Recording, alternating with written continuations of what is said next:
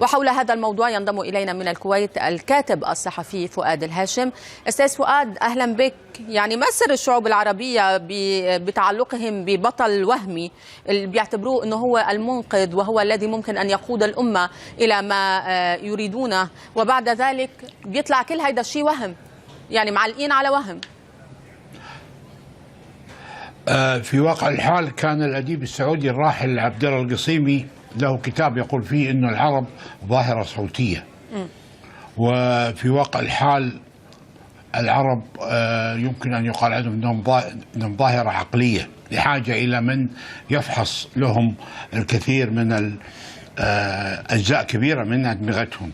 الشعارات العربية ظهرت يعني خلينا نأخذها من فترة الثلاثينات على الأقل، من في أيام مصر عندما خرج المصريون هتفوا لسعد الزغلول، قالوا الشعب مع سعد، فرد عليهم الإخوان المسلمين وقالوا الملك، الله مع الملك. وبدأت هذه الشعارات السياسية، ومرورا بالستينات وفي العقبة كسر الرقبة، جاء شعارات في القذافي والنميري في السودان وفي اليمن الجنوبي والجزائر.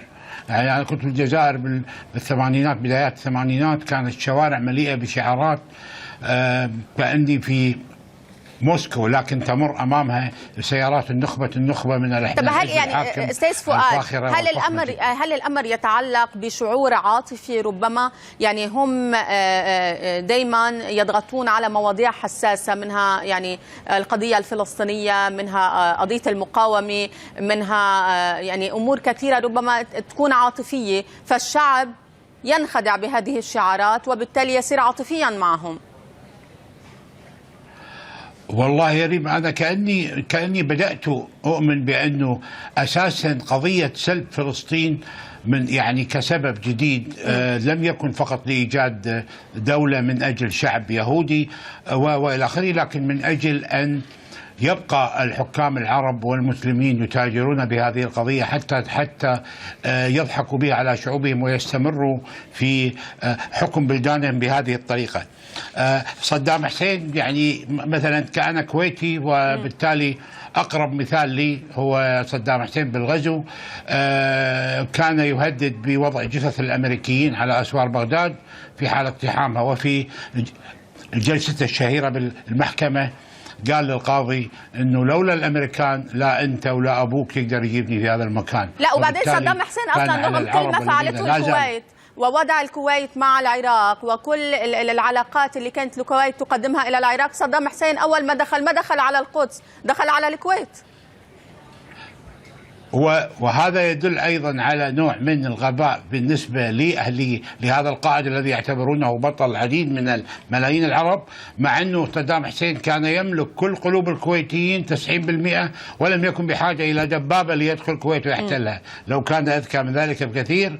وكنت دائما أسأل نفسي هل هو عميل أم هو مجنون أو مخبول.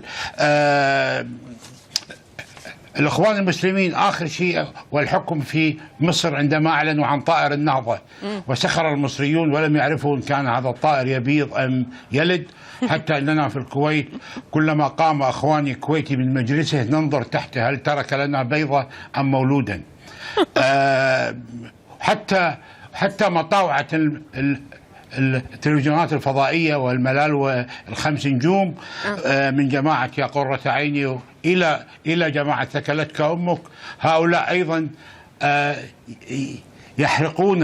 يحرقون آمال الشباب وعواطفهم وعقولهم بشعارات قد لا يمكن أن يكون أحد شعارات صادق منها، وحتى تقنعي هؤلاء الشباب بأن ما يسمعونه هراء، مثل ما أنا سمعته في شبابي. هذه أيضا هذه كارثة أخرى.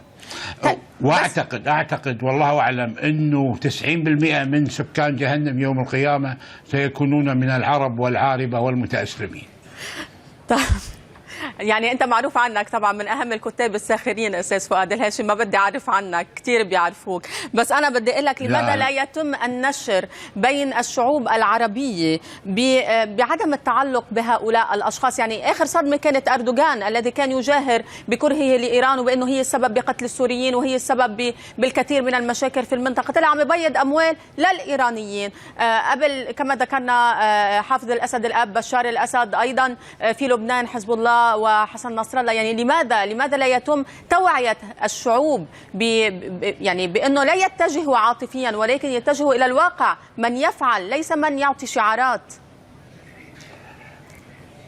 ريما، عندما قامت الحرب اشتعلت بين حماس والإسرائيليين، عملية الرصاص المصبوب، كنت من أكثر من كتب ضد أردوغان وتصريحاته النارية، وحذرت منه الشباب العربي وحذرت منه المواطنين العرب في الخليج والخليجيين، وصدرت ضدي أحكام بالسجن لولا عدالة القضاء الكويتي لكنت قضيت شهورا وراء القضبان بسبب المقالات. كان أردوغان كنت أحذر منه، وكانت النتيجة أنه الناس كانت تسير خلفه وكأنه نبي جديد.